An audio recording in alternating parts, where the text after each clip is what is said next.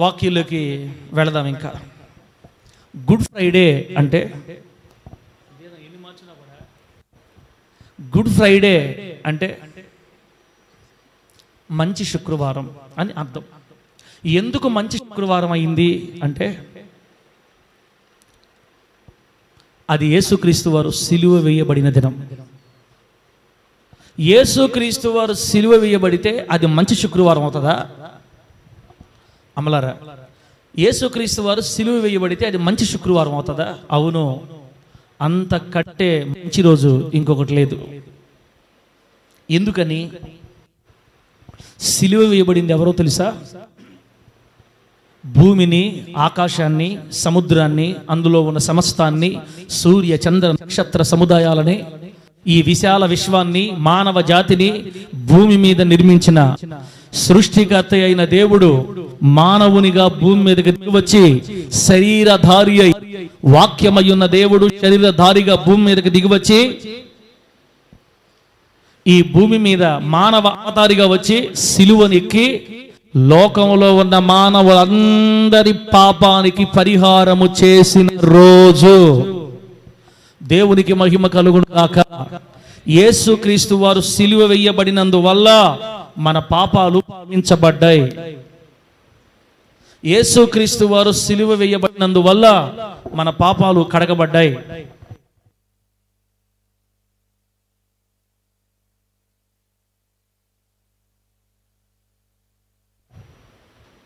యేసుక్రీస్తు వారు సిలువ వేయబడటం వల్ల ఏం జరిగింది? మానవుల పాపం పరిహరించబడింది. అన్నా, మన పాపానికి యేసై సిలువకి సంబంధం ఏంటన్నా చెప్తా. ఇప్పుడు ఇక్కడ మీరు చాలామంది పసిబిడ్డలు ఉన్నారు, కొందరు వయసు వచ్చిన వాళ్ళు, ఇప్పుడిప్పుడే వయసులోకి వచ్చేవాళ్ళు ఉన్నారు, కొంతమంది సీనియర్లు కూడా ఉన్నారు. బిడ్డలరా, ఒక్కసారి నా మాట వినండి. అప్పుడే పుట్టిన పసిబిడ్డకి లేదా 2-3 నెలల పసిబిడ్డ ఉన్నాడు. ఆ పసి గుడ్డు దగ్గరికి వెళ్ళి చెవులో నోరు పెట్టి, రే అబ్బాయి, మీ నాన్న పేరు సుబ్బరామయ్య, మీ అమ్మ పేరు పలానామి, ఇదిగో మన బంధువులు ఎంతమంది ఉన్నారు, ఇదిగో మనకి ఎంత ఆస్తుంది, ఇదిగో మన ఇల్లు ఇది, ఇంకా 4 ఇళ్ళు ఉన్నాయి అని ఆ చిన్న పసిబిడ్డకి వివరాలు చెప్తే అర్థం అవుద్దా? ఎంత ఎవరన్నా కానీ విన్నారు అనుకో, రే మెంటలోడా, చిన్న పసిబిడ్డకి ఎట్లా అర్థం అవుతాయి ఆ మాటలు? అసలు వాడికి ఒకటే తెలుసు, అమ్మ పాలు తాగడం ఒకటే తెలుసు. ఆ పాలు తాగేసి అయిపోయిన తర్వాత నోట్లో ఇంకోటి పెడతారు, ఏంది పేక, అదొకటి పెడితే అది సీక్కుంటా వాడి జీవితం అంతే, ఇంకంతకంటే ఏం అర్థం కాదు. ఒక 3 సంవత్సరాల వయసుకు వచ్చింది అనుకోండి, 3 సంవత్సరాల వయసు వచ్చాడు బాబు, వాడిని కూర్చోబెట్టి, రే నాన్న నా వ్యాపారం నీకు అప్పగిస్తా, ఇక్కడి నుంచి నువ్వే చేయాలి అంటారా? అర్థం కాదు. 3 సంవత్సరాల కూడా ఆటలాడుకోవటం, అందరిని ఏడిపించడం, లాక్కోవటం, ఏడవటం, ఇదే, ఇంకేం తెలియదు వాడికి. అంటే యేసుక్రీస్తు వారి సిలువను గురించి మీకు ఇప్పుడే అర్థం కాల. మీరు ఏ వాక్యం విని వచ్చారు యేసే దగ్గర కంటే, యేసు ప్రభుని నమ్ముకోండి మీ దయ్యాలు పోతాయి అంటే, దయ్యాలు పోవాలి మాకు అని వచ్చారు దేవుడి దగ్గర. మనం యేసు నమ్ముకోండి మీ రోగాలు పోతాయి అని చెప్తే, నా రోగం పోవాలయ్యా, నాకు ప్రభు దగ్గరికి వస్తాను, ఏ దేవుడైతే ఏమి నన్ను బాగు చేయాలా అని వచ్చాం మనం. యేసే దగ్గరికి వస్తే మీ అప్పుల్లో నుంచి బయటపడతారంటే, అది కావాలి బాబు మాకు అని వచ్చాం మనం. యేసు ప్రభు దగ్గరికి వస్తే మీ కుటుంబాలు కట్టబడతాయి అని చెప్తే, అది చాలు నాయన, ఏ దేవుడైతే ఏమి అని వచ్చాం మనం చిన్న పిల్లలప్పుడు మనకి సిలువల గురించి ఎన్ని తెలియదు. ఇప్పుడు సంఘంలో ఎదుగుతున్నాం మనం. ఇప్పుడు మీరు వయసుకు వచ్చారు, పాలు తాగే వయసు పోయింది, ఆహారం తినే టైం వచ్చింది.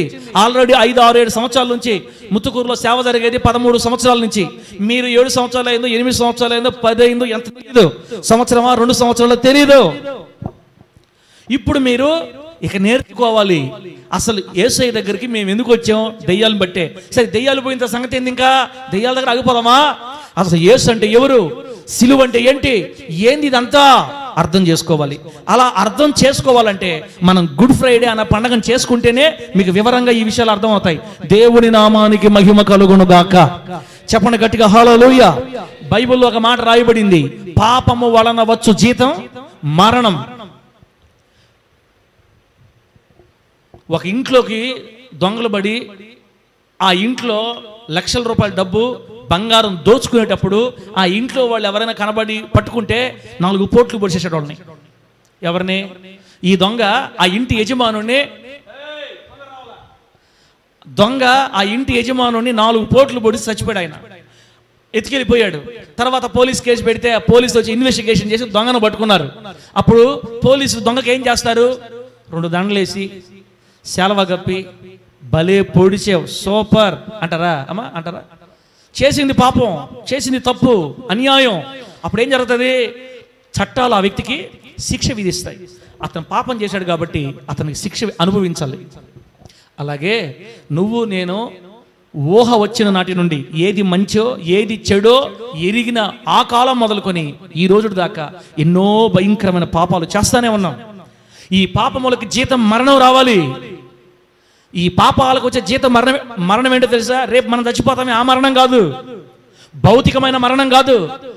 మానవుడు చేస్తున్న పాపాలకి కలిగే శిక్ష భౌతిక మరణం కాదు, 2వ మరణం అని పిలువబడుతున్న అగ్నిగుండం. ఆ 2వ మరణంలోకి మనందరం వెళ్ళాలి. అగ్నిగుండంలోకి వెళ్ళాలి మనం అందరమే. ఇప్పుడు ఆ మరణాన్ని తప్పించాలంటే మనకు బదులుగా ఇంకొకరు ఆ శిక్ష అనుభవించాలా? పాపం వల్ల వచ్చు జీతమైన మరణాన్ని ఇంకొకరు అనుభవిస్తే అప్పుడు ఆ మరణం మన తప్పించబడుతుంది. అర్థమయ్యేదానికి బైక్కి లైసెన్స్ లేదు, బైక్ తోలేవాడికి ఇన్సూరెన్స్ లేదు, బైక్కి ఓవర్ స్పీడింగ్, 3 ఎక్కించుకున్నాడు, హెల్మెట్ లేదు, ఫుల్ తాగి డ్రైవ్ చేస్తున్నాడు, అన్ని కేసులు ఒకసారి వేశారు. 8,000 కట్టాలని చెప్పారు. బిల్లు ఎంత కట్టమన్నారు? 8,000. బతిరాడుకొని కాళ్ళు చేతులు కట్టుకొని ఒక 5,000 కట్టేశారు. రసీదు ఇచ్చారు. బాగానండి. ఇక ఆ రసీదు పట్టుకుంటే 24 గంటల దాకా ఆ రసీదు చూపించకుండా తిరగచ్చు ఎక్కడైనా. ఇంకా 3 అయినా ఎక్కని, 2 అయినా ఎక్కని, ఎంతమంది ఎక్కని, ఏమి లేకపోయినా ధైర్యంగా పోతాడు. ఎక్కడ ఆపినా ఇప్పుడే రాశారు సార్, ఇప్పుడే రాశారు, ఇప్పుడే కట్టాను చూపించుకొని తిరగొచ్చు ఇక్కడ. అంటే మనందరం చేసిన పాపముల కోసం రసీదులు డబ్బులు కట్టి ఆయన రసీదు మన చేతికి ఇచ్చాడు. ఆయన మనం చేసిన పాపాలకి ఆయన డబ్బు కట్టకుండా ఉండుంటే ఈరోజు నువ్వు నేను అగ్నిగుండంలోకి పోయి ఉండేవాడు. సచ్చితే బిడ్డ, సిలువ క్రైస్తవ విశ్వాసానికి కేంద్రం లాంటిది. దేవునికి మహిమ కలుగును గాక. చెప్పండి గట్టిగా హల్లెలూయా. సిలువ క్రైస్తవ విశ్వాసానికి సెంటర్.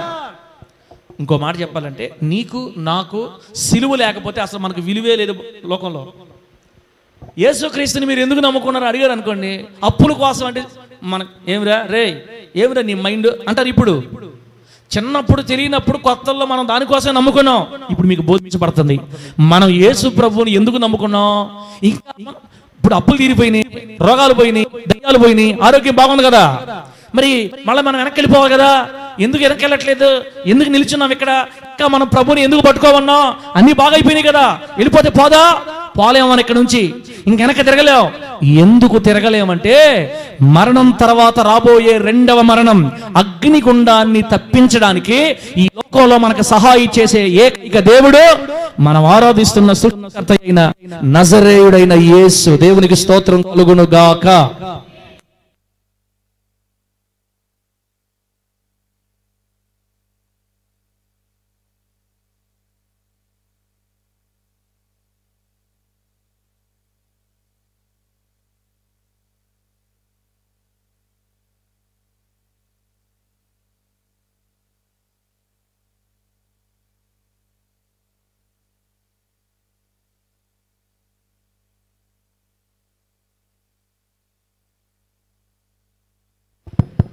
దేవుని నామానికి మహిమ కలుగును గాక.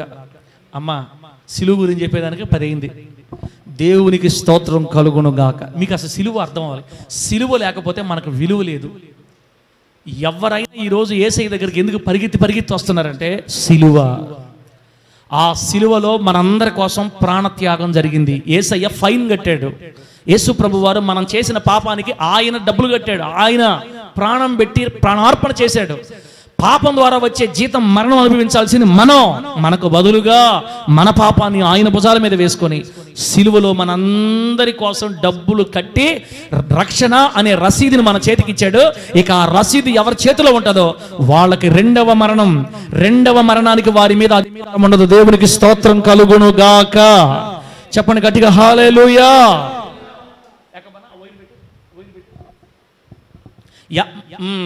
ఏం చెప్పాను?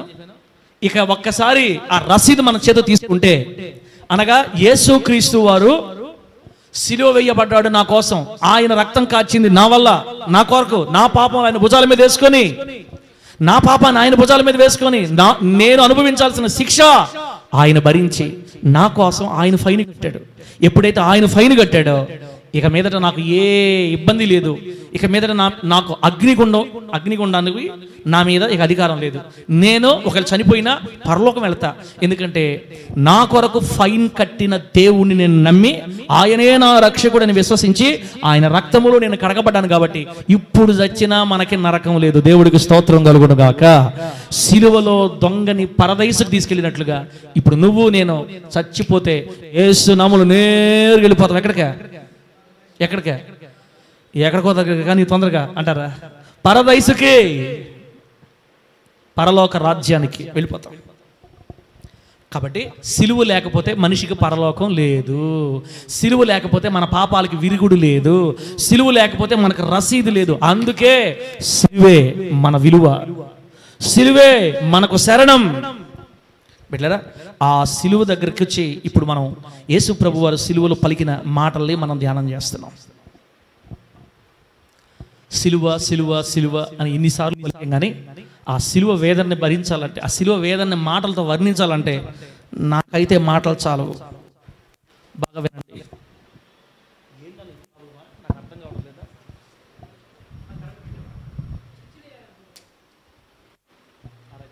ప్రభునామానికి మహిమ కలుగును గాక. సిలువను వర్ణించడానికి నాకు మాటలు రావు, చాలవు, నేను చెప్పలేను. ఎందుకంటే బాగా వినండి. 3 మేకులు కొడితే ఎక్కడ చేతులకి బలమైన మేకులు 2 ఎముకలు పొడి పొడిగా విరిగిపోతే ఎముకల్లోంచి దూసుకుపోయింది మేకు. ఇప్పుడు ఇక్కడ నరాలు దిగిపోయాయి, కట్ అయిపోయాయి, రక్తస్రావం అవుతుంది, ఎముకలు కూడా విరిగిపోయాయి. 2 పాదాలు ఒకదాని మీద పెట్టి పెద్ద బలమైన మేకు కొడితే ఎముకలు పొడుచుకుంటా తూట్లు చేసుకుంటా వెళ్ళింది లోపలికి మేకు. 6 గంటల పాటు 3 మేకుల మీద ఆయన శరీరం వేలాడుతుంది. ఒకసారేనండి, మన శరీరం బరువు 70 కేజీలు ఉంటుంది, 60 కేజీలు ఉంటుంది ఒక్కొక్కరిది. ఈ 60 కేజీల బరువు 3 మేకుల మీద వేలాడితే ఆ బాధ అనుభవించేవాడికి తప్ప ఇంకెవరికి తెలియదు. ఒక పక్క చేతుల్లోంచి రక్తం, కాళ్ళలోంచి రక్తం కారిపోతా ఉంది, బ్లీడింగ్ అయిపోతూ ఉంది. ఎప్పుడైతే మనం అట్లా వేలాడేస్తారో బాడీ అంతా బరువు అంతా చేతుల మీద ఉంటుంది. చేతులు చీలుకుపోతూ ఉంటాయి అన్నమాట, చీలిపోతూ ఉంటాయి.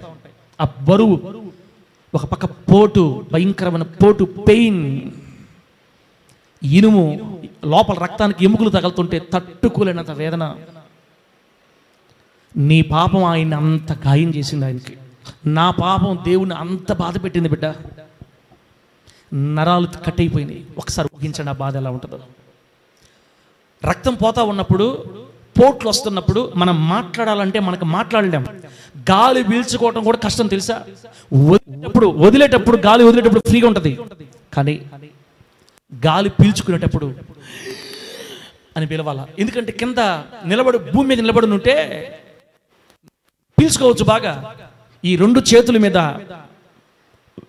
ఎముకల మీద వేలాడుతుంది శరీరం. గాలి పీల్చుకునేటప్పుడు చాలా కష్టం అది. అందుకే పిలాతు గారు ఒక మాట చెప్తారు. అరిమత యోసేపు పిలాతు గారి దగ్గరికి వెళ్ళి, అయ్యా యేసు ప్రభు నాకు ఇస్తావా, నేను సమాధి చేస్తాను అయ్యా, నా సమాధిలో పెట్టుకుంటానంటే అప్పుడు పిలాతు ఒక మాట చెప్తాడు. అక్కడ ఏమంటాడంటే, అప్పుడే చనిపోయాడా, ఇంతలోనే చనిపోయాడా, ఆయన ఇంత తొందరగా చనిపోయాడా? మామూలుగా ఇంత తొందరగా చనిపోరు కదా, చాలా టైం పట్టదు చనిపోవాలంటే. ఇంత త్వరగా ఆయన చనిపోయాడా?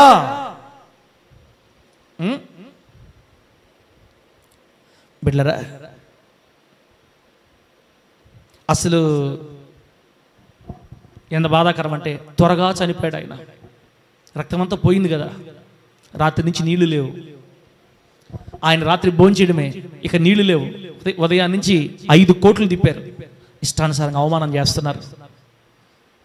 సిలువ నీ పాపాన్ని నా పాపాన్ని కడిగిన ప్రదేశం. ఆయన అంత అవమానాలు ఎందుకు పడ్డాడు? ఆయన ఎవరు మామూలు మనిషి అనుకుంటున్నారా?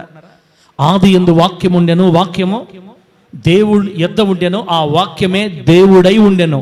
వాక్యమై ఉన్న దేవుడు శరీరధారిగా కృపా సత్య సంపూర్ణుడిగా మన మధ్య నివసించాడు.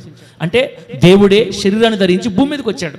దేవుడే నీ కోసం నా కోసం ఏ పాపం చేయకుండా ప్రవచనాలు లేఖనాల్లో రాయబడినట్లుగా మనందరి కోసం ఆయన ప్రాణం పెట్టాడు. బిడ్డ, సిలువ నీ పాపాన్ని కడిగింది, సిలువ నిన్ను లేవనెత్తింది, సిలువ నిన్ను పవిత్రుని చేసింది, సిలువ నీ పాపాన్ని కడిగి నరకాన్ని తప్పించింది, సిలువ నీకు పరలోకాన్ని ఇచ్చింది. అందుకే సిలువను నమ్మకుండా ఎవరు పరలోక రాజ్యానికి వెళ్ళలేరు. యేసును నమ్ముట ద్వారానే ప్రతి మనిషి పరలోకానికి వెళ్ళగలుగుతాడు. ఇప్పుడు నేను బిడ్డరా సిలువలో పడికిన అన్న 2 మాటలు చెప్పాడు కదా, మరి అన్న చెప్పాడు కాబట్టి నేను మళ్ళీ ఇక్కడ చెప్పను, ఆడ చెప్తాను ఆ మాటలు. నేను 3వ మాట దగ్గరికి వెళ్తాను డైరెక్ట్గా. 3వ మాట దగ్గరికి వెళ్ళే ముందు మరి సిలువ గురించి బైబిల్లో క్లియర్గా రాయబడి ఉంది. యేసు ప్రభు యొక్క ఉనికి నీట్గా క్లియర్గా మొత్తం బైబిల్లో దేవుడు రాయించి పెట్టాడు. మన ప్రభు గురించి, మన దేవుడి గురించి మనకు అన్ని విషయాలు తెలియాలంటే మనకు బైబిల్ సరిపోద్ది. కానీ ఒక ఆశ్చర్యకరమైన సంగతి చెప్తా. నిజమైన దేవుడు మన దేవుడు అని మనం ఎందుకు అంటున్నామంటే, ఈ భూమి మీద ఎన్ని మత గ్రంథాలు అయితే ఉన్నాయో ప్రతి మత గ్రంథంలో ఆయనను గూర్చిన గుర్తులు పెట్టాడు దేవుడు. ఎందుకు? ఆ గ్రంథాలు చదువుతున్న వాళ్ళు, అక్కడ ఆచారాలు ఆచరిస్తున్న వాళ్ళు అవి చదివి ఆయనను గుర్తుపట్టి వారి గౌనులలో వెదికి కనుగొనాలని, వారి గౌనుల్లోనే దేవుడు ఆయన గుర్తులు పెట్టాడంట. అవి చదివి నిజ దేవుడు ఎవరో గుర్తుపట్టి ఆయన వద్దకు రావాలని ప్రతి మత గ్రంథంలో ఆయన గుర్తుల్ని పెట్టాడు. ఎందుకు చెప్తున్నాను ఈ మాట? మన భారతదేశంలో ఇప్పుడు మాకు ఎక్కువగా ఉండేది హైందువులని మనం వింటూ ఉంటాం. అంటే ఏమండి, రకరకాల దేవుళ్ళని ఆరాధిస్తూ వాళ్ళు కొనసాగుతుంటారు. వారికి ప్రామాణిక గ్రంథాలు 4 ఉన్నాయి. ప్రామాణిక గ్రంథాలు అంటే వారికి సంబంధించిన గ్రంథాలు, వేదాలు అంటారు వాటిల్ని. ఆ 4 గ్రంథాలు ఏంటంటే సామవేదం, యజుర్వేదం, ఋగ్వేదం, అథర్వణ వేదం అని 4 వేదాలు ఉంటాయి. ఇవన్నీ మనకెందుకు పాస్టర్ గారు చెప్తాను నేనండి, ఈ మాట మీరు వినాలి. సిలువను గురించి వాళ్ళ గ్రంథాలు కూడా రాసింది. అది ఇప్పుడు లెక్క. ఈరోజు సిలువ ఇవ్వబడిన యేసుక్రీస్తును మనం ప్రకటించుకుంటున్నాం. ఆయన సిలువను జ్ఞాపకం చేసుకొని ఏడవలసింది మనం గట్టిగా మాట్లాడుకుంటున్నాం. మరి మనకు ఏడు పెట్టొస్తుంది, ఏం చేద్దాం? ఏడుపు రావాలంటే నేను మీకు వెనక మ్యూజిక్ పెట్టి నిదానంగా చెప్తే ఏడుపు వస్తుంది. నాకు ఇంకా ఆయన బాధను వివరించడం నాకు ఎంతకంటే చేత కాదు. నిజమే, ఆయన జ్ఞాపకం చేసుకున్నప్పుడల్లా మనం ఏడవాలి. ఆ వేదాలలో ఋగ్వేదం అనే ఒక గ్రంథంలో ఒక శ్లోకం ఉంది, చదువుతాను వినండి. యేసు ప్రభు వారి గుర్తులు వాళ్ళకు కూడా రాయించి పెట్టాడు దేవుడు. ఖురాన్లో దేవుడు రాయించి పెట్టాడు. తర్వాత ఈ పారసీక మత గ్రంథం జొరాస్ట్రియన్, ఆ మతంలో కూడా కొన్ని గుర్తులు రాయించి పెట్టాడు. అన్ని గ్రంథాల్లో ఆయన గురించి గుర్తులు ఉన్నాయి, కానీ నిజమైన స్వరూపం బైబిల్లో ఉందన్నమాట. ఆయన గురించి వివరణ అంతా మనకు బైబిల్ దొరకదు, ఆ గ్రంథాల్లో గుర్తులు మాత్రమే దొరుకుతాయి. ఆ గుర్తు మీకు చదివితే చాలా సంతోషం వేస్తుంది. చెప్పేసి నేను వాక్యంలోకి 3వ మాటలోకి వెళ్ళిపోతాను. ఒకసారి చదువుతాను, నాకు చదవడం చేత కాదు, అర్థం చేసుకోండి. చత్వార శృంగత్రయో అన్యపాదాద్వే శీర్షే సప్త హస్తాసో త్రిదాబద్ధో వృషభో రారవాతి మహాదేవో మత్యాగం అవివేశ. మీకు అర్థం కాల, నాకు అర్థం కాల. ఇప్పుడు దాని అర్థం చెప్తా వినండి. వాళ్ళ గ్రంథాల్లో దేవుడు ఉంచిన గుర్తులు అనమాట, తెలుసుకోమని. ఎందుకు? సృష్టికర్త ఒకడే, తెలుసుకోమని వాళ్ళకి గుర్తులు పెట్టాడు దేవుడు. ఎంత సంతోషం అంటే నాకు. మహాదేవో అంటే మహాదేవుడు అని అర్థం. మత్యాగం అంటే మనుష్య రూపంలో అని అర్థం. అవివేశ అంటే గొర్రె పిల్ల లాంటి శాంతమూర్తి అని అర్థం.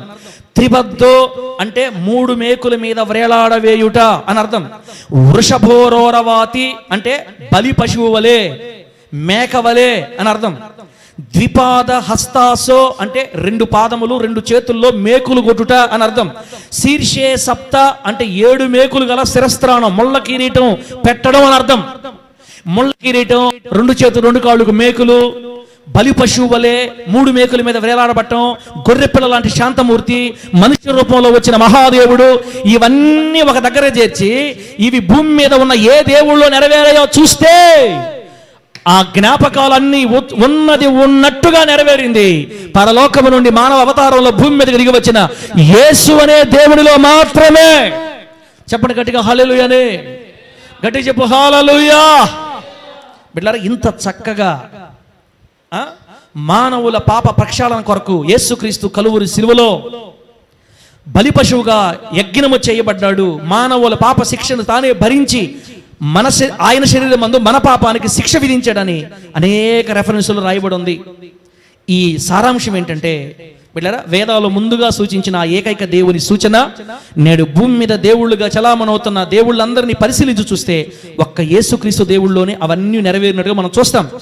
కాబట్టి ఆయన ఒక్కడే నిజమైన దేవుడని, ఆయన మాత్రమే సమస్త మానవాళి ఆశగా ఎదురు చూస్తున్న పాప ప్రాయశ్చిత్తానికి ఏకైక మార్గమని, ఆయనలోనే ఆ ప్రాయశ్చిత్తం ఉందని వేదాలు ఘోషించి గుర్తులు చూపిస్తున్నాయి. కానీ ఒక బాధాకర సంగతి ఏంటంటే, ఇవన్నీ చదువుకోవడానికి వాళ్ళ దగ్గర ఇళ్లలో గ్రంథాలు ఉండవు.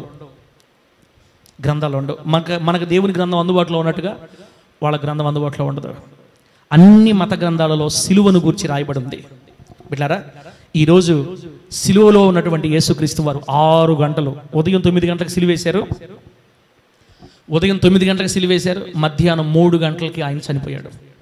భూమికి ఆకాశానికి మధ్య ఎముకల మీద ఆయన వేలాడింది 6 గంటలు. ఆ 6 గంటల సేపు గుండెను బిగబట్టి గాలి పీల్చుకొని 6 గంటల్లో 7 మాటలు మాట్లాడాడు. ఎంత కష్టమో చూడండి మీరు. అలా మాట్లాడాలంటే అప్పటికి ఆయన బిగబట్టుకొని గాలి బిగదీసుకొని ప్రాణం పోతూ ఉండగా, రక్తమంతా కారిపోతూ ఉండగా ఆయన 7 మాటలు మాట్లాడాడు. ప్రతి మాట క్రైస్తవ్యానికి పునాది లాంటిది. దేవునికి స్తోత్రం కలుగును గాక. చెప్పండి గట్టిగా హల్లెలూయా. ప్రతి మాట క్రైస్తవుడికి పునాది లాంటిది. మనం ప్రతి ఒక్కరిని ఆ మాటలు అనుసరించి నడవాలా. దయ్యాలు పోగొట్టుకోవడానికి నువ్వు దేవుడి దగ్గర కూర్చున్నా 7 మాటలు నువ్వు అనుసరించి నడవాలి. అప్పులు పోగొట్టుకోవడానికి, రోగాలు పోగొట్టుకోవడానికి, మనశ్శాంతి సమాధానం కలగడానికి, అవసరత తీర్చుకోవడానికి నువ్వు ప్రభు దగ్గర పిల్లవాడిగా పసివాడిగా వచ్చున్నా, ఇప్పుడు ఎదుగుతున్నప్పుడు యేసయ్య సిలువలో మనకు నేర్పించిన 7 మాటలు అనుసరించి మనం నడవాలి. అదే మానవ కోటికి దేవుడు విధించిన విధి. దేవునికి స్తోత్రం కలుగును గాక. అందులో 2 మాటలు మనకు అన్న చెప్పాడు. 2 మాటలు మనకు అన్న చెప్పాడు, తిమోతన్న. వాటిలో మొదటి మాట ఏంది? తండ్రి వీరేం చేస్తున్నారో వీరికి చెప్పు. తండ్రి వీరేం చేస్తున్నారో వీరికి. ఎందుకురా స్వామి మమ్మల్ని ఏడిపిస్తావు నువ్వు? ఉప్మా పెడితే పావు మేమా? ఇంకా చెప్తావా? ఇప్పుడు ఇంకా 3వ మాట స్టార్ట్ చేయలే నువ్వు. ఇంకెప్పుడు మమ్మల్ని వదిలేది? గుడ్ ఫ్రైడే రోజు కూడా ఇదే బాధలు మనకి. వినండి మర్యాదగా, వదలను మిమ్మల్ని. మొదటి మాట, తండ్రి వీరేం చేస్తున్నారో వీరికి తెలియదు, వీరిని క్షమించు. మన దేవుడు క్షమాపణకి మాదిరి.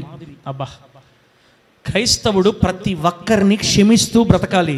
క్రైస్తవుడు అంటేనే క్షమాగుణం కలిగిన వాడు అని చెప్తుంది బైబిల్. బిడ్డలారా, మనం క్షమాపణ హృదయం కలిగి ఉండాలి, శత్రువులను ప్రేమించాలి, హింసించిన వారి కోసం ప్రార్థన చేయాలి అని చెప్పాడు దేవుడు మనకి. మన ప్రభువైన యేసయ్య సిలువలో ప్రతి ఒక్కరిని క్షమిస్తూ తండ్రి అని ప్రార్థన చేశాడు.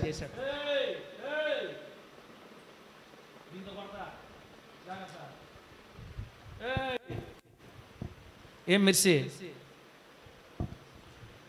సిలువలో ప్రతి వ్యక్తిని క్షమిస్తూ తండ్రికి ప్రార్థన చేస్తున్నాడు. మొదటి మాట క్షమాపణ నేర్పిస్తుంది. మరణం పోయే పరిస్థితుల్లో కూడా దేవుని మీదే ఆధారపడమని చెప్తుంది. మరణించే సమయంలో కూడా ప్రార్థన మర్చిపోవద్దని మనకు దేవుని వాక్యం సెలవిస్తుంది. అది మొదటి మాట అయిపోయింది. రెండో మాట అని చెప్పాడు. ఏంటది? నేడు నీవు నాతో కూడా పరదైసులో ఉంటావు. దొంగలో వచ్చిన మార్పు అన్నమాట ఇది. బిడ్డలారా, దొంగలో వచ్చిన మార్పు ఈ గుడ్ ఫ్రైడే రోజు ఇక్కడ కూర్చున్న ప్రతి ఒక్కరిలో కలగాలి. ఇంకా కలగకపోతే దొంగలో వచ్చిన మార్పు, చివరి సెకండ్లో దొంగలో మార్పు వచ్చింది. అయ్యా తండ్రి, దేవా, నీవు నీ రాజ్యంతో కూడా వచ్చినప్పుడు నన్ను జ్ఞాపకం చేసుకో. ఇంత పశ్చాత్తాపడి అడిగావు కాబట్టి బాబు, నాన్న, బ్రదరు, అయ్యా ఈరోజే నువ్వు నాతో కూడా పరదేశంలో ఉంటావు.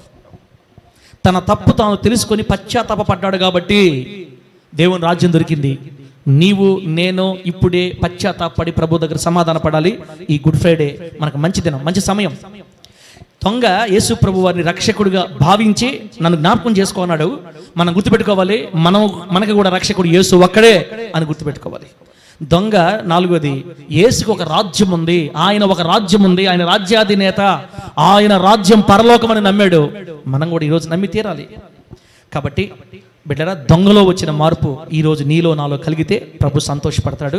దేవుని నామానికి మహిమ కలుగును గాక. ఇప్పుడు 3వ మాట దగ్గరికి వెళదాం. తీండి. ఇప్పుడు 3వ మాట యోహాను సువార్త 19వ అధ్యాయం 26వ వచనం చదువు తమ్ముడు. యోహాను సువార్త 19వ అధ్యాయం 26వ వచనం. అది 3వ మాట. సిలువ మీద యేసుక్రీస్తు వారు 6 గంటల వ్యవధిలో పలికిన బిగబట్టి గాలి పీల్చుకొని ఇప్పుడు మాట్లాడుతున్నాడు. ఆ మాట 19:26 తీసారా?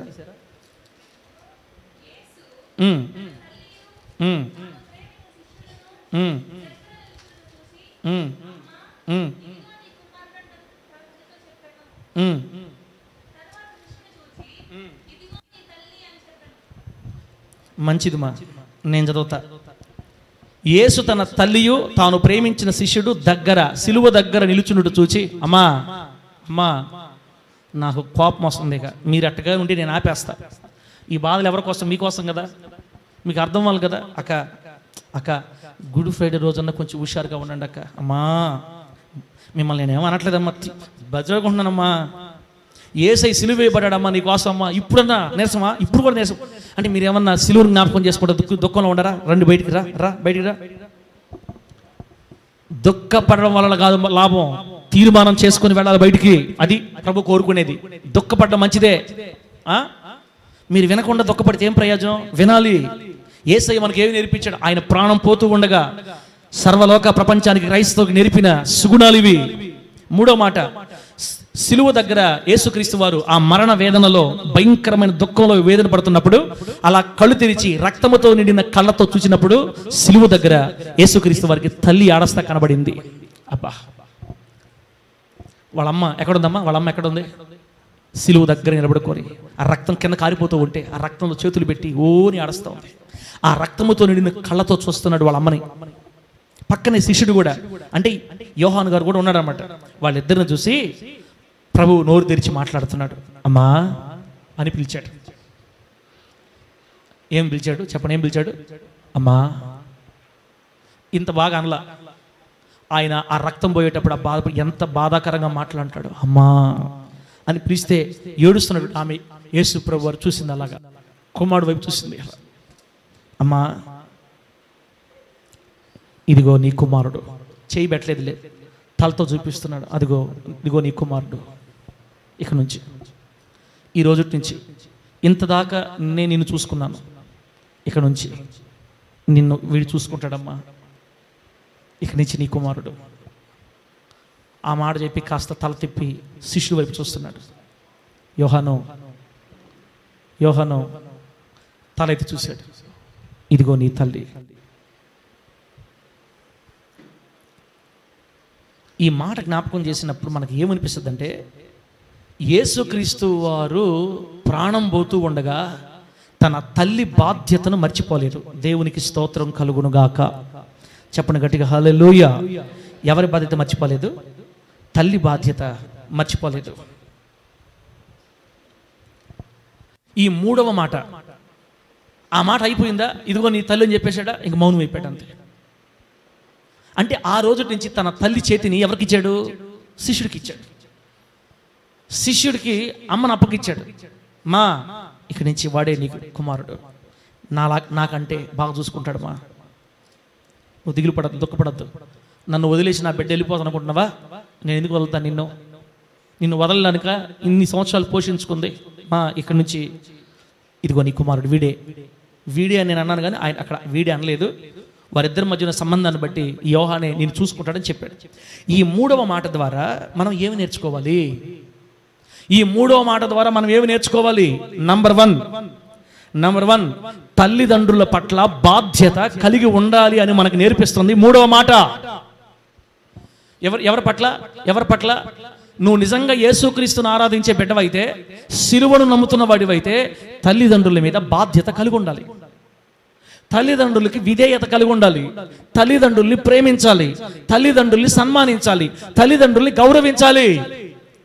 నువ్వు నిజంగా యేసు రక్తంలో కడగబడిన వాడివైతే ఆస్తులు ఇవ్వలేదని నీ తల్లి మీద అలగతావా?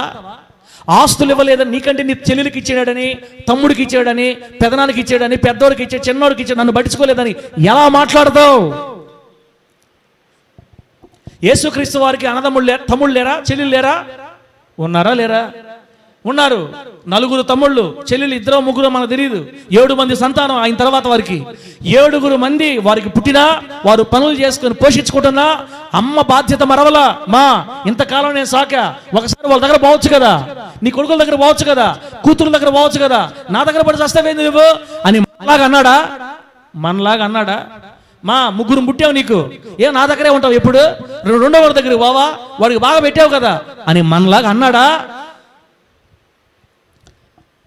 నీకు నిజంగా రోషం ఉంటే ఈ గుడ్ ఫ్రైడే రోజు గుర్తుపెట్టుకో, అమ్మా నీ బాధ్యత నేను ఎప్పటికీ మర్చిపోలేదు, నిన్ను ఒంటరిగా వదిలిపెట్టి వెళ్ళమ్మా, నాలాగా చూసుకునే వాడి చేతులు నిన్ను పెడతా, వీడైతే నేను బాగా చూసుకుంటాడు. మా రే నాన్న బాబు యోహాను, ఇక్కడి నుంచి సలోమి కాదు మీ అమ్మ, సలోమి కాదు మీ మమ్మీ, ఈమె నీ తల్లి. తల్లిదండ్రుల పట్ల బాధ్యత కలిగి, తల్లిదండ్రుల పట్ల విధేయత కలిగి, తల్లిదండ్రులను గౌరవించి సన్మానించమని యేసయ్య సిలువలో మనకు నేర్పుతున్నాడు. దేవునికి స్తోత్రం కలుగును గాక. చెప్పండి గట్టిగా హల్లెలూయా. చప్పట్లు కొట్టు ఒకసారి, యేసయ్యకి చప్పట్లు కొట్టు, ఇప్పుడన్నా కొట్టు, రక్తం గారుతా ఉంటే కొట్టు, యేసయ్యకి చప్పట్లు గట్టిగా. యేసు నామానికి మహిమ కలుగును గాక. ఇంత చక్కగా మరణ ఘడియలలో గుండె ఊపిరి పీల్చుకొని రక్తం పోతూ ఉంటే తల్లిదండ్రులు వదలొద్దని దేవుడు చెప్తే కొందరు అంటారు, మీ బైబిల్లో తండ్రిని ద్వేషించమని తల్లిని ద్వేషించమని రాయబడింది కదా, అక్క చెల్లిని ద్వేషించమని చెప్పాడు ఆ దేవుడు అని తెలియకంటారు వాళ్ళు. తల్లిదండ్రులు ద్వేషించమని కాదు అక్కడ చెప్పింది, నాకంటే ఎక్కువ ప్రేమించొద్దని చెప్పాడు తప్ప తల్లిదండ్రులు వదిలేయమని, అక్క చెల్లెలు వదిలేయమని, అందరి దగ్గర కక్షలు పెట్టుకుని కోర్టులో కేసులు వేయమని చెప్పా. మీకు నేను చాలాసార్లు చెప్పా, మీ మమ్మీ మీ నాన్న మీ అమ్మ నీకంటే మీ చెల్లెలు ఎక్కువ ప్రేమిస్తే బాధపడొద్దు, రూపాయి ఇవ్వకపోయినా పర్వాలేదు, వాళ్ళ ముదిమిలో వాళ్ళు సంపాదించుకోలేని స్థితి వచ్చినప్పుడు అందరికంటే నువ్వే బాగా చూడు నీ తల్లిని. నీ అక్క చెల్లెళ్ళందరికంటే నిన్ను ఉన్నత స్థానంలో నిలబెట్టకపోతే నన్ను అడుగు వేస్తున్నామలో గట్టిగా చెప్పండి హల్లెలూయా. తల్లుల్ని తండ్రుల్ని గౌరవించాలి, సన్మానించాలి. సిలువలో యేసయ్య నేర్పిన మాదిరి. భార్యలు మాటిని తల్లులు వదలబల్లే, తల్లుల మాటిని భార్యలు వదలబల్లే. మీరు ఎట్ చేస్తారని మీ ఇష్టం. ఇంకా కానీ ముసలి వయసులో మాత్రం మన మీద ఆధారపడకుండా వాళ్ళు బతికినంత కాలం ఓకే, మనమేం పడుచుకోబలే.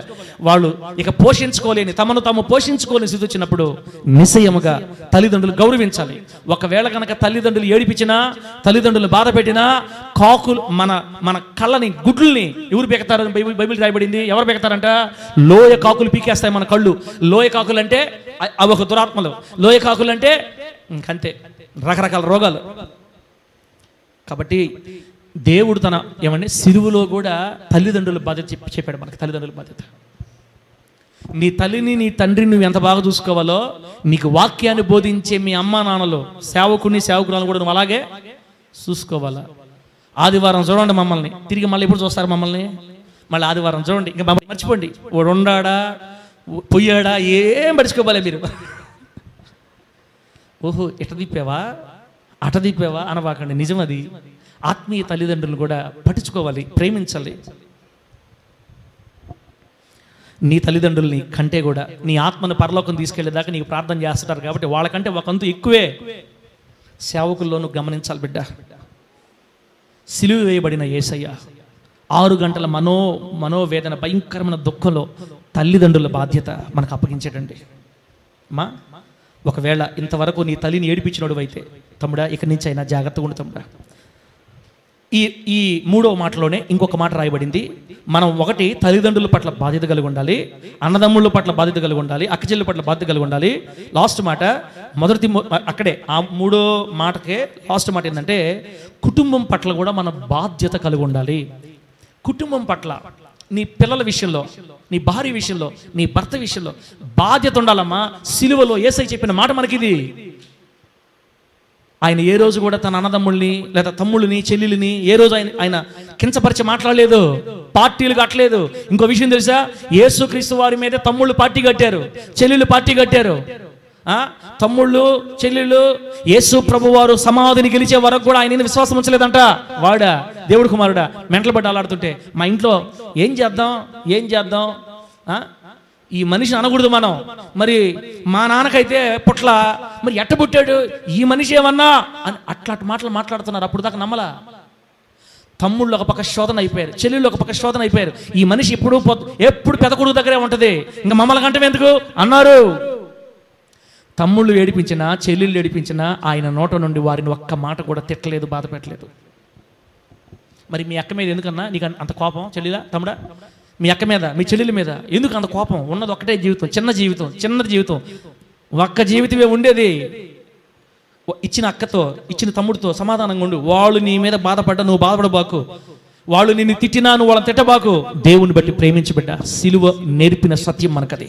సిలువలో ఉన్న యేసయ్య మనకు నేర్పించాడు. లాస్ట్ మాట 1 తిమోతి పత్రిక 5:8 ప్రకారం, 1 తిమోతి పత్రిక 5:8 ప్రకారం, ఎవడైనాను స్వకీయులను విశేషంగా తన ఇంటి వారిని సంరక్షింపకపోయిన ఎడల వాడు విశ్వాస త్యాగం చేసిన వాడై అవిశ్వాసి కన్నా చెడ్డవాడై ఉండును. అవిశ్వాసి కన్నా చెడ్డవాడు. లాస్ట్ మాట, సిలువలో ప్రాణము కోల్పోతూ ఉన్నటువంటి నజరేయుడైన యేసయ్య మన దేవుడు మనకిచ్చిన మాట, నీ ఇంటి వారిని నువ్వు సంరక్షించాలి. నీ కూతురుల్ని కొడుకుల్ని బాగా చూసుకో. నీకు పుట్టారు వాళ్ళు, వాళ్ళ బట్టల విషయంలో కానీ తిండి విషయంలో కానీ ఏం కొదువు కాకుండా కష్టపడి పనిచేసి నీ కుటుంబాన్ని చాకు. తల్లిదండ్రులను వదులుకొని కుటుంబాన్ని వదులుకొని నీ కోసం వచ్చింది నీ భార్య, అన్నీ తెచ్చిపో. నీ భార్యను సంరక్షించు, పోషించు. వస్త్రాల విషయంలో, ఆహార విషయంలో ఏది తక్కువ కాకుండా నీ కుటుంబాన్ని సంరక్షించాలి. ఇంకా నీ మీద అత్తమామలు ఆధారపడ్డారా, వాళ్ళు కూడా చూడు. తల్లిదండ్రులు ఆధారపడ్డారా, గమనించు. ఉన్న దాంట్లో నీ ఇంటి వారిని నువ్వు సంరక్షిస్తే సిలువకు న్యాయం జరుగుతుంది బిడ్డ, సిలువకు న్యాయం జరుగుతుంది. అమ్మా, ఇదిగో నీ కుమారుడు, ఇదిగో నీ తల్లి. ఆ ఒక్క మాట కుటుంబ బంధాల్ని, బాంధవ్యాల్ని బలోపేతం చేస్తుంది. చెల్లెళ్ళు వదిలేసి, తమ్ముళ్ళు వదిలేసి వాళ్ళ మీద మనం చెప్పుకుంటాం. అసలు ఎంత భయంకరం అంటే, క్రైస్తవులు అక్క చెల్లెళ్ళ మీద కోర్టులు కేసులు వేసుకుంటున్నారు. ఇప్పుడు అన్నదమ్ముళ్ళు గొడ్డలతో నరుక్కుంటున్నారు. ప్రభువుని ఎరగని వారి సంగతి పక్కన పెడదాం. దేవుని బిడ్డల్లో కూడా కక్షలు, బాధలు, అసూయలు. ఇద్దరు చచ్చిపోతారు. మళ్ళా అన్న అంటే తమ్ముడికి పడదు, తమ్ముడు అంటే అన్నకు పడదు, చెల్లి అంటే అక్కకు పడదు, అక్కడి చెల్లెలికి పడదు. చర్చికి వెళ్ళి దేవుని వాక్యాన్ని బోధించే వాళ్ళు కూడా ఈ రోజున సిలువలో పలికిన 3వ మాట ఏం గుర్తుందా? అమ్మ బాధ్యత మరిచిపోని దేవుడు. ఆయన మనకు చెప్తున్నాడు, నీ కుటుంబ బాధ్యత జాగ్రత్త, నీ పిల్లల విషయంలో జాగ్రత్త, నీ భార్య విషయంలో జాగ్రత్త, నీ తల్లిదండ్రుల విషయంలో జాగ్రత్త. క్రైస్తవుడు కుటుంబం అంతటికి న్యాయం చేయాలి. దేవునికి స్తోత్రం కలుగునుగాక. అప్పుడే నీ దేశంలో నీవు దీర్ఘాయుష్మంతుడవై యాక్సిడెంట్లు కాకుండా, రోగాలు రాకుండా, తొందరగా పోకుండా కాస్త ఎక్కువ కాలం బతికిపోతాం భూమి మీద మనం. అర్థమైందా నా మాట మీకు?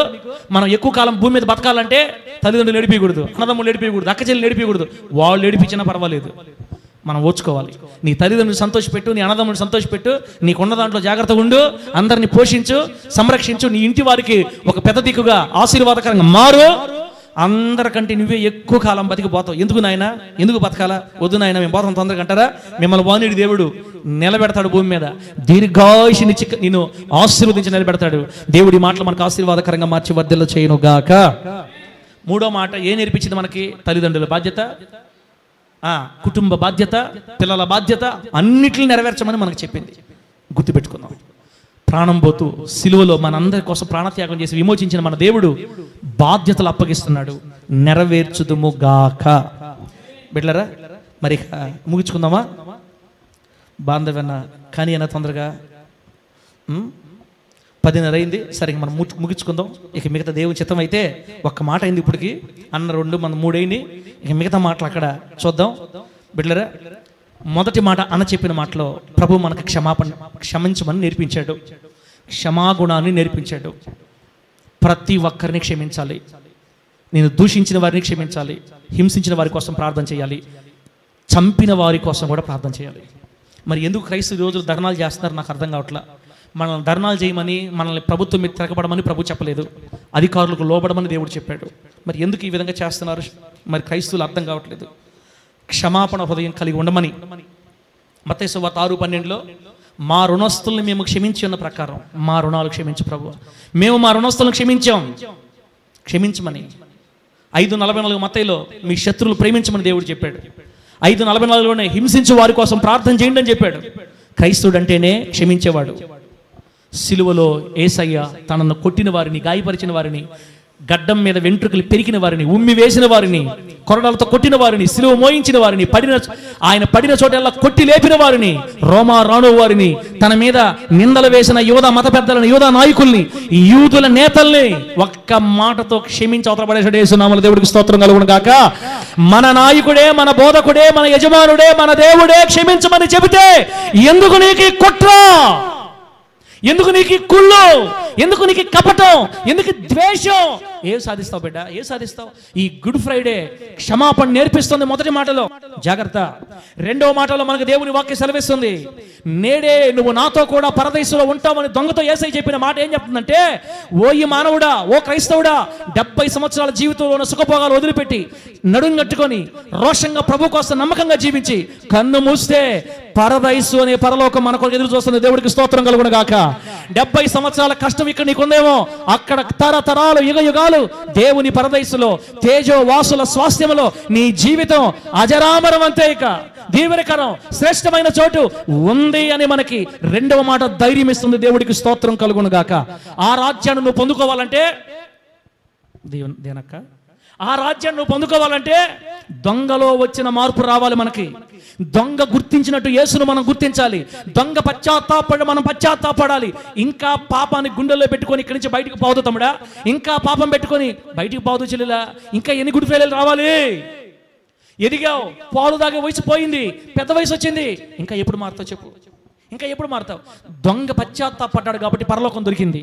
దొంగకు అర్థమైంది ఆయన రక్షకుడని. నీకు ఈరోజు అర్థం అవ్వాలి, ఆయనే మన రక్షకుడు. సమస్త మత గ్రంథాలలో ఆయనను గూర్చిన గుర్తులు పెట్టి బైబిల్ గ్రంథంలో పరిపూర్ణ సమాచారం ఇచ్చాడు. ఆయన ఎవరో తెలుసా? ఆది యందు వాక్యమయ్యున్న దేవుడు. ఆ దేవుడే సర్వ శరీరధారిగా భూమి మీదకి వచ్చి నీ కోసం నా కోసం ప్రాణం పెట్టి దొంగలో వచ్చిన మార్పు నీకు రాగలిగితే నిన్ను పరలోక రాజ్యానికి తీసుకెళ్తానని వందలాది లేఖనాల్లో రాయించి పెట్టాడు. దేవుడికి స్తోత్రం కలుగును గాక. చెప్పండి గట్టిగా హల్లెలూయా. ఇదిగో నేను నా తండ్రి ఎద్దకు వెళ్తున్నా, అక్కడ మీకోసం నివాసములు సిద్ధపరుస్తా, త్వరలో మరలా తిరిగి వస్తా, మిమ్మల్ని నా దగ్గర ఉండడానికి తీసుకొని పోతా అని చెప్పాడు యేసయ్య. మన కోసం త్వరలో రాబోతున్నాడు. ఆయన దగ్గర వేలాది నివాసాలు ఉన్నాయి, లక్షలాది నివాసాలు ఉన్నాయి, ఇళ్ళు కడుతున్నాడు మనందరి కోసం. అక్కడే ఆయనతో పాటు సదాకాలం బ్రతికేస్తాం. కనుక ఈ భూమి మీద నడుం కట్టుకోండి, పాపాన్ని విడిచిపెట్టాలి, విసర్జించాలి, ప్రతి విషయంలో జాగ్రత్తగా ఉండాలి, రోషంగా ఉండాలి, పడకుండా జాగ్రత్త పడాలి. ఒకవేళ పడినా వెంటనే ఒప్పుకొని విడిచిపెట్టాలి, యేసుతో కలిసి సాగిపోవాలి యేసు నామములో. ఇది కదా మనకు సిలువ నేర్పుతున్న రెండో పాఠం.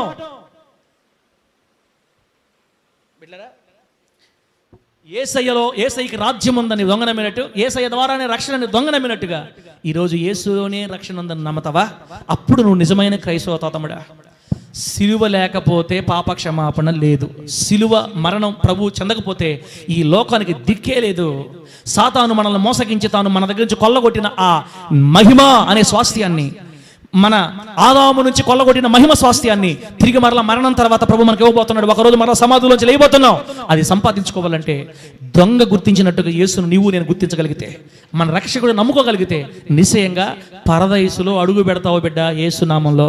ఇట్లాంటి అనుభవాలు, ఇట్లాంటి మంచి రోజులు నీకు దేవుడిచ్చి మాట్లాడుతున్నా కూడా ఇప్పుడు కాదులే, మళ్ళీ చూద్దాం, తర్వాత చూద్దాం, చర్చికి ఇప్పుడు రాను, నేను నాకు నచ్చినప్పుడు వస్తా, నాకు వచ్చినప్పుడు వస్తా, అదేంది ఇదేంది అని వాళ్ళని చూసి, పాస్టర్లో తప్పులు చూసి, ఇంకో పుల్లారావులో తప్పులు చూసి, ఎల్లారావులో తప్పులు చూసి, భార్య భర్తలో తప్పులు చూసి మందిరం కాగి దేవుని దూరం పెట్టుకొని నువ్వు పోగొట్టుకుంటే ఒకవేళ కన్ను మూస్తే మాత్రం భయంకరమైన నరకం బిడ్డ.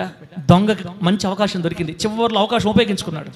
తన జీవితాంతం పాపం చేసిన దొంగ ఒక్క పశ్చాత్తాపంతో పరలోకం సొంతం చేసుకున్నాడు. నీకు మరణం దాకా టైం ఉంది, కానీ ఆ మరణం ఎప్పుడో తెలుసా? నాకు తెలుసా?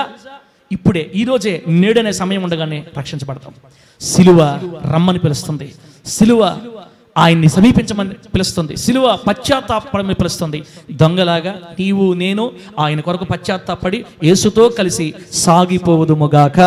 మూడవ మాట, తల్లిదండ్రుల బాధ్యత, పిల్లల బాధ్యత, కుటుంబాల బాధ్యత, సంరక్షకులు మరి కుటుంబం ఇంటి వారి బాధ్యత అన్నిటి సక్రమంగా నెరవేర్చమని, క్రైస్తవుడు అన్నిటిని సక్రమంగా నెరవేర్చే బాధ్యత కలిగిన వాడని లోకానికి చాటి చెబుతుంది సిలువ. దాన్ని అనుసరించి నడిచి యేసయ్య ఆశలు నెరవేరుద్దాం. దేవుడి మాట మనకు ఆశీర్వాదకరంగా మార్చి వర్ధిల్ల చేయునుగాక. కళ్ళు మూసుకొని ప్రార్థన చేద్దాం బిడ్డలారా, కళ్ళు మూసుకొని ప్రార్థన చేద్దాం. చిన్న ప్రార్థన చేసుకొని ముగించుకుందాం.